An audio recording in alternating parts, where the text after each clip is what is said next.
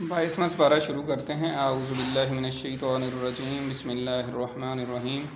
ومن یقنت منکن للہ ورسولہ وتعمل صالحا نؤتها اجرها مرتین واعتدنا لها رزقا کریما۔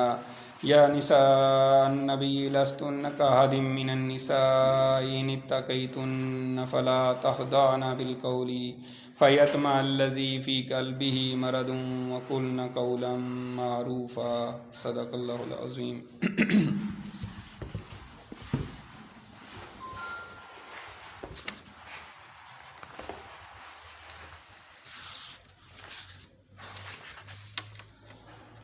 22واں پارہ ہمارا شروع ہو رہا ہے۔ سورۃ الاحزاب کا کچھ حصہ جو ہے وہ ہم پیچھے پڑھ رہے ہیں، پیچھے 21ویں پارے میں، اور ابھی اس پارے میں بھی کچھ اس کا حصہ ہے۔ اس میں ازواج مطہرات کی درخواست کا ایک بیان ہے کہ جب مسلمانوں کو فتوحات ہوئیں اور مال غنیمت آیا تو آپ صلی اللہ علیہ وسلم کے ازواج نے اپنا نان نفقہ زیادہ کرنے کی جو ہے نا درخواست کی تھی، تو اس پہ اللہ تعالیٰ نے حکم دیا کہ ان سے پوچھ لیں۔ دو آپشن دیے گئے، یا تو وہ خوشحالی کی زندگی گزارنے کے لیے جدائی اختیار کر لیں، اگر انہوں نے نان نفقہ زیادہ ڈیمانڈ کرنا ہے اور خوشحالی کی زندگی گزارنی ہے تو پھر وہ جدا ہو جائیں، یعنی کہ جدائی اختیار کر لیں آپ صلی اللہ علیہ وسلم سے، یا پھر تنگی ترشی کے ساتھ گزر بسر کریں اور اپنی نظر آخرت کی خوش عیشی پر رکھیں، یعنی کہ آخرت کے اوپر نظر رکھیں اور اس طرح کے مطالبات نہ کریں۔ یہ اللہ تعالیٰ نے امہات المومنین کو بالکل کھلم کھلا وارننگ دی۔ تو ہر ایک نے، امہات المومنین ہر ایک نے آخرت کو ترجیح دی الحمدللہ۔ تو یہاں پہ ان کا بیان ہے، اور ساتھ ہی ساتھ پھر ازواج مطہرات کی فضیلت اور ان کو کچھ احکام دیے گئے، 7 احکام دیے گئے ہیں، ان کا بیان ہے۔ پہلا یہ کہ مردوں کے ساتھ بات کرتے ہوئے لوچ دار لہجہ اختیار نہ کریں، اور اس سے یعنی کہ مسلمان عورتوں کو بھی پیغام اور ان کے لیے بھی یہ حکم ہے۔ دوسرا یہ کہ بلا ضرورت گھر سے باہر نہ نکلیں، کیونکہ مسلمان عورت کا اصل اور محفوظ ٹھکانہ گھر ہے، یعنی بلا وجہ بلا ضرورت باہر نکلنے کی ممانعت کی ہے۔ تیسرا یہ کہ زمانہ جاہلیت کی خواتین کی طرح اپنی زینت اور ستر کا اظہار کرتے ہوئے باہر نہ نکلیں۔ چوتھا یہ ہے کہ نماز کی پابندی کریں۔ پانچواں یہ کہ زکوٰۃ دیا کریں۔ چھٹا یہ کہ اللہ اور اس کے رسول کی اطاعت کریں، اور ساتواں یہ کہ قرآنی آیات کی تلاوت اور احادیث کا مذاکرہ کیا کریں۔ یہ خاص طور پہ ان کے لیے تھا، امہات المومنین کے لیے، اور مسلمانوں عورتوں کے لیے بھی یہی ہے کہ وہ قرآن مجید کی تلاوت بھی کریں، احادیث کا مطالعہ بھی کریں، سیرت کا مطالعہ بھی کریں۔ اس کے بعد جو ہاں مضامین ہیں اس میں ایک مسلمان کی جو تشخص اور اس کی پہچان اچھی بنانے کے لیے جو ہے نا جو اس کے اندر صفتیں ہونی چاہیے ان کا بیان ہے، اور وہ 10 صفتیں بیان کی گئی ہیں۔ پہلی یہ ہے کہ اسلام یعنی مسلمان ہونا، پھر ایمان، قنوت یعنی دائمی اطاعت اللہ تعالیٰ کی، صدق یعنی سچائی کو اختیار کرنا، نمبر 5 صبر، نمبر 6 خضوع، نمبر 7 صدقہ، نمبر 8 روزے، نمبر 9 شرمگاہ کی حفاظت، اور نمبر 10 کثرت سے اللہ تعالیٰ کا ذکر۔ یہ جو ہیں کسی بھی مسلمان کی شخصیت کو معاشرے میں نمایاں اور امتیازی مقام دلانے کے لیے ضروری ہیں۔ ایک مسلمان کو ان چیزوں کو اختیار کرنا چاہیے اور اس پہ عمل کرنا چاہیے۔ اس کے بعد آپ صلی اللہ علیہ وسلم کے منہ بولے بیٹے کے حوالے سے، جس طرح ہم نے کہا کہ آپ صلی اللہ علیہ وسلم کی ان سے شادی ہوئی، اس کا بیان ہے، اور پھر یہاں ضمناً جو ہے ایک بڑا اہم پوائنٹ ہے، نقطہ ہے کہ آپ صلی اللہ علیہ وسلم کی تعدد ازواج کے بارے، یعنی آپ کی زیادہ بیویاں ہونے کے حوالے سے جو ہے نا بحث کی گئی ہے کہ بعض مشرکین اور بعض منافقین اور ہمارے اسلام دشمن جو لوگ ہیں وہ اعتراض اٹھاتے ہیں، جیسے آپ صلی اللہ علیہ وسلم نے اپنے منہ بولے بیٹے کی بیوی سے شادی کی، اللہ کے حکم سے کی، لیکن اس پہ انہوں نے بڑا اعتراض اٹھایا۔ تو اس طرح کے اعتراضات آج کے دور میں بھی خاص طور پہ یورپین جو اور مستشرقین جو ہیں، جو اسلام دشمن لوگ ہیں، وہ بھی اٹھاتے ہیں کہ آپ نے اتنی شادیاں کیوں کی، اور وہ اس کو نعوذ باللہ شہوت سے تعبیر کرتے ہیں کہ یہ اس وجہ سے آپ نے زیادہ شادیاں کیں۔ تو یہ بالکل ہی عقل سے پیدل بات ہے اور بالکل ہی انسانیت سے بھی گری ہوئی بات ہے۔ اس کی دلائل یہ ہیں کہ آپ صلی اللہ علیہ وسلم نے پہلی شادی کی 25 سال کی عمر میں 40 سالہ خاتون سے، حضرت خدیجہ رضی اللہ تعالیٰ عنہ، جو آپ کی عمر سے ڈبل تھیں، بیوہ خاتون تھیں، اور ان کے ہوتے ہوئے آپ نے دوسری شادی نہیں کی۔ 50 سال کی عمر تک آپ نے دوسری شادی نہیں کی۔ وہ وفات پا گئی تھیں تو پھر آپ نے دوسری شادی کی، وہ بھی بیوہ سے کی. تو اس طریقے سے یہ بات تو بالکل انتہائی گھٹیا اور انتہائی گھٹیا سوچ کی علامت ہے. صرف اور صرف یہ بکواس ہے ان کی، اور صرف لوگوں کو متنفر کرنا اسلام سے.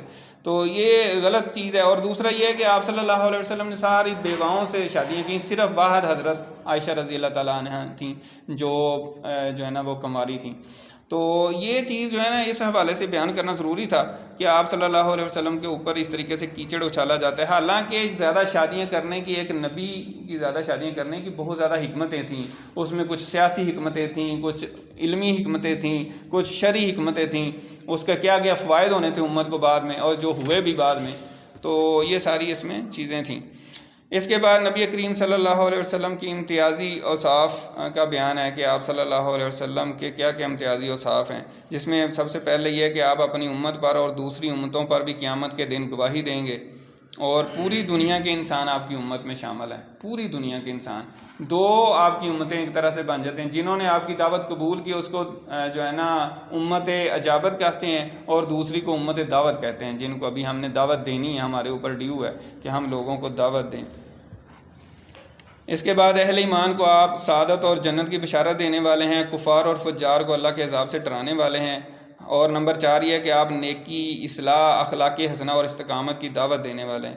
تو یہ آپ کی جو ہے نا صفات بیان کی گئی، امتیازی اوصاف. اور آخر میں 5ویں نمبر پہ آپ صلی اللہ علیہ وسلم کو اللہ تعالیٰ نے سراج منیر کہا ہے، اور جس سے ظلمت اور اندھیرے جو ہے نا دور ہو گئے، نظریات کے، شبہات کے سارے اندھیرے جو ہے نا اللہ تعالیٰ نے دور کر دیے.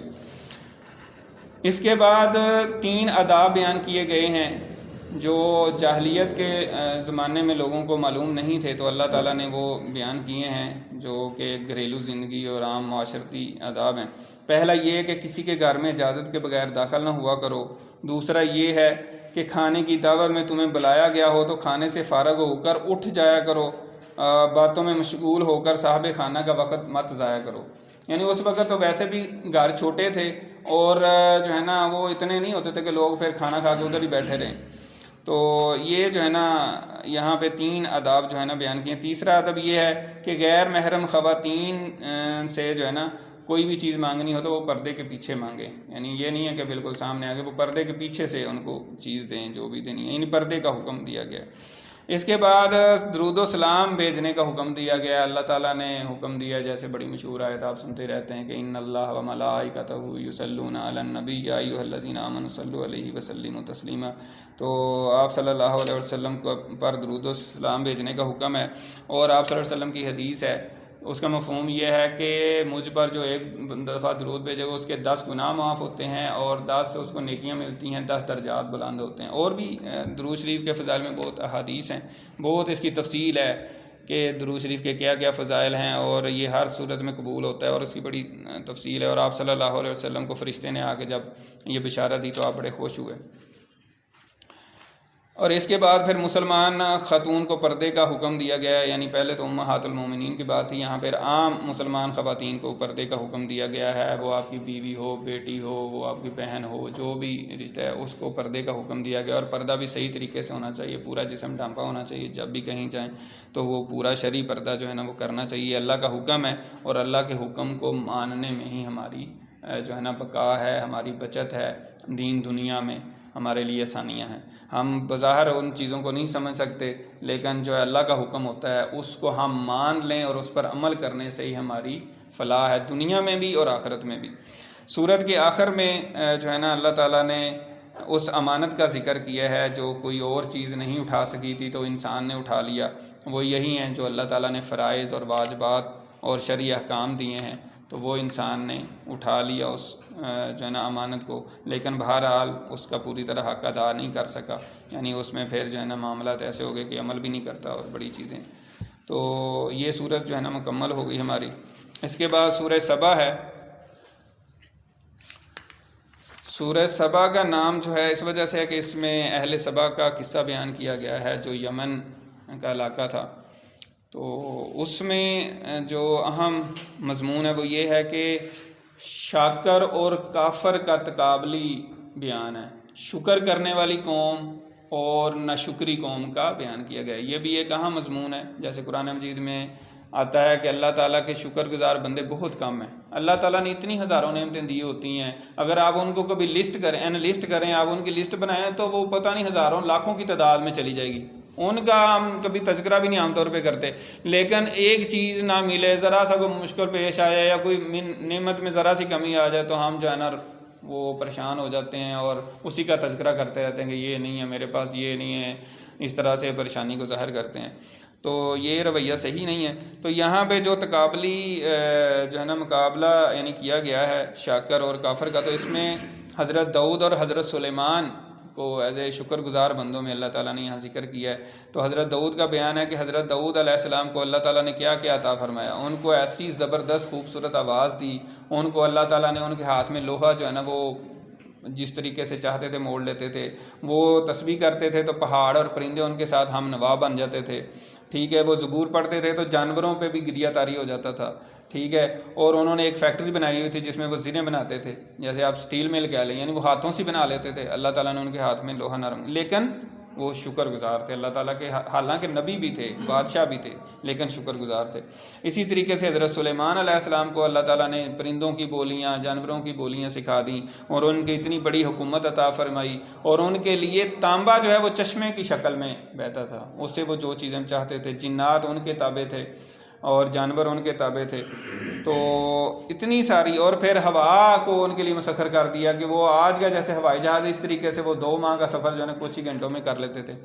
تو یہ ساری نعمتیں ان کو دیں، لیکن اتنا کچھ، اتنی نعمتیں، اتنا فضل، لیکن وہ ہر وقت اللہ کے شکر، ہر نعمت پہ اللہ کا شکر ادا کرنے والے لوگ تھے. اللہ تعالیٰ نے ان کی بڑی تعریف کی ہے کہ دونوں یہ بندے جو ہے نا میرے بڑے شکر گزار تھے. لیکن پھر اس کے مقابلے میں اہل سبا کا قصہ ہے کہ ان کو اللہ تعالیٰ نے، ان کو بھی بڑی نعمتیں دیں لیکن وہ ناشکری قوم تھی. ان کو اللہ تعالیٰ نے کیا کیا نعمتیں دی تھیں. اللہ تعالیٰ نے ان کو ایسے باغات دیے اور اتنے ان کو فراوانی تھی پھلوں کی، اور میلوں تک ان کے جناب وہ ختم ہی نہیں ہوتا تھے باغ. یعنی کئی 100 کلومیٹر تک وہ کوئی بندہ سفر کرتا تو اس کو دھوپ بھی نہیں لگتی تھی اور سفر کی تھکان بھی نہیں ہوتی تھی، اور ہر طرف پھل. بعض روایات میں مفسرین نے لکھا ہے کہ اگر کوئی بالٹی لے کر ایسے گزرتا تھا تو اس کی بالٹی بھر جاتی تھی. یعنی سر پہ اگر بالٹی خالی لے کر وہ چلتا تھا تو پھلوں سے بھر جاتی تھی اس طریقے سے. اور مین ان کا سورس کیا تھا؟ سد معرب جو ان کا ڈیم تھا وہ ان کو پرووائڈ کیا گیا تھا، یعنی انہوں نے بنایا ہوا تھا.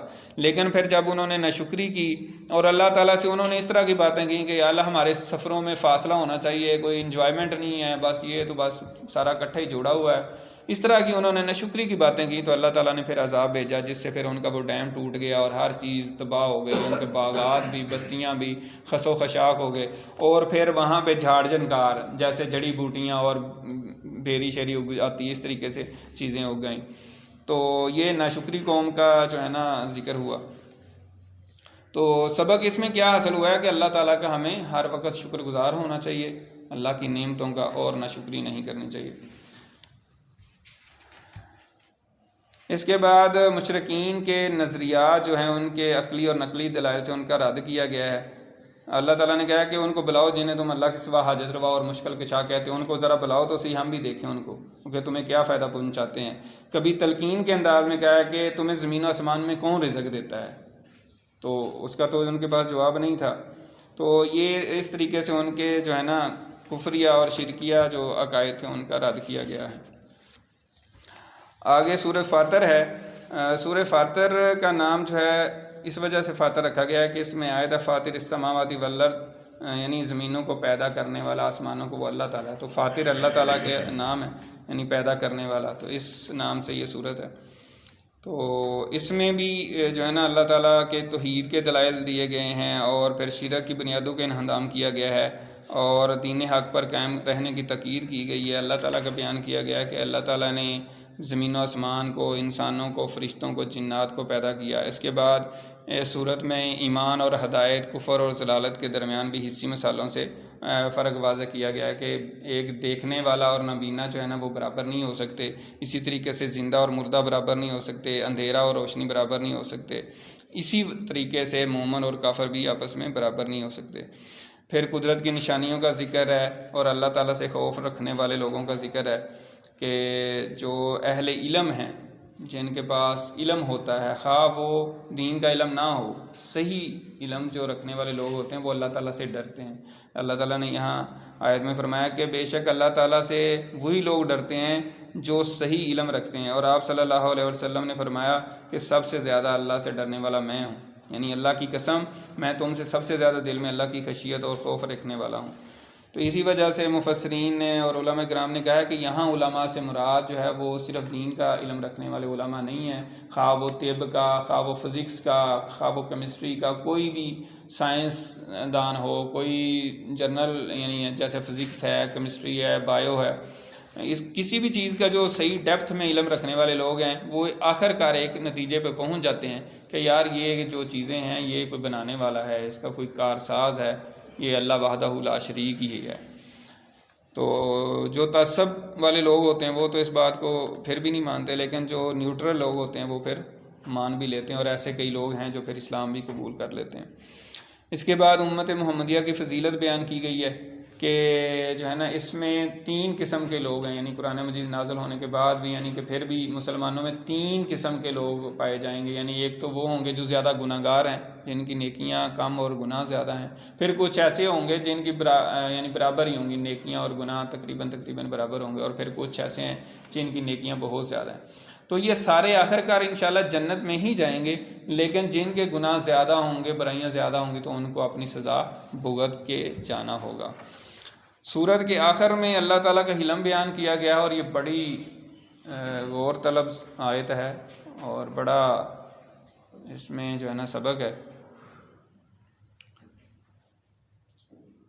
اللہ تعالیٰ نے فرمایا کہ اگر اللہ تعالیٰ ایسا ہوتا کہ لوگوں کو ان کے ظلم کی وجہ سے فوری پکڑ لیتا، اگر اللہ تعالیٰ حلم والا اور بردبار نہ ہوتا تو زمین پر کوئی بھی انسان چرند پرند زندہ نہ رہ سکتا، یعنی اللہ تعالیٰ اس کو فوراً اس کی غلطی پر اگر پکڑ لیتا تو سب کو سزا ہوتی۔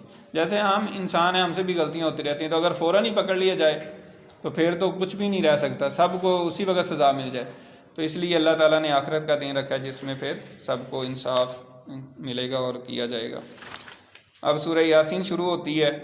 سورہ یاسین جو ہے وہ اس کو قرآن مجید کا دل بھی کہا جاتا ہے، ہم صبح اس کی تلاوت بھی کرتے ہیں، لیکن اس میں یہ ہے کہ یاسین جو ہے نا وہ آپ صلی اللہ علیہ وسلم کا جو ہے نا صفاتی نام ہے، جس نام سے یہ شروع ہو رہی ہے، اس وجہ سے اس کا نام رکھا گیا ہے۔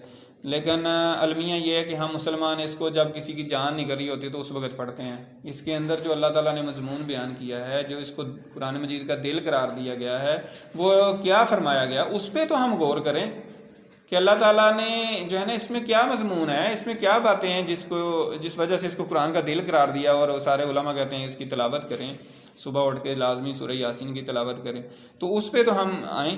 تو اس وجہ سے اس میں جو ہے نا جو مضامین ہے اس میں جو ہے نا ایک تو یہ ہے کہ کفار قریش کا کفر و ضلال اس کا رد کیا گیا ہے، رسالت کی سچائی جو ہے نا بیان کی گئی ہے۔ اللہ تعالیٰ نے فرمایا کہ آپ بے شک سچے رسولوں میں